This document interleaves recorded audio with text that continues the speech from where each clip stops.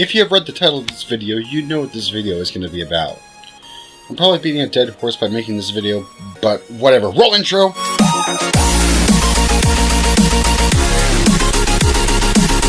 Hey guys, it's Doc, and today we're going to talk about trades. I'm gonna get there, chill. I gotta set the stage first.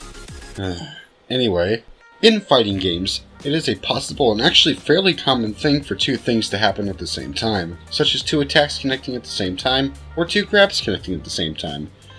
As with other mechanics of fighting games, there are rules for these cases, just like any other case. For example, if an attack and a grab connect at the same time, on the same frame, the attack wins. That's actually one of the three parts of the fighting game universal rock, paper, scissors. Attacks beat grab, grab beats block, and block beats attacks.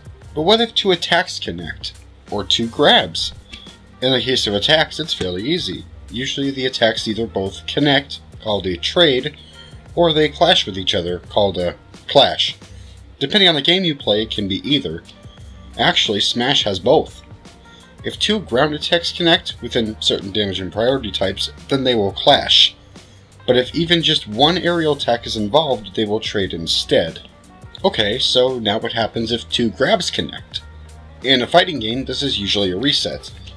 Street Fighter calls it a technical, BlazBlue calls it a throw reject. I don't really care, it's a special trade involving grabs. But in every fighting game, the two grabs cancel and neutral is restored. Except for Smash.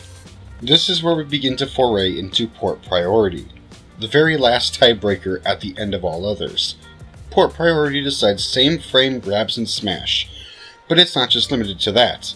Port priority also plays a role in the same frame item grabs, ledge grabs, landing at the same position, and even dying at the same time.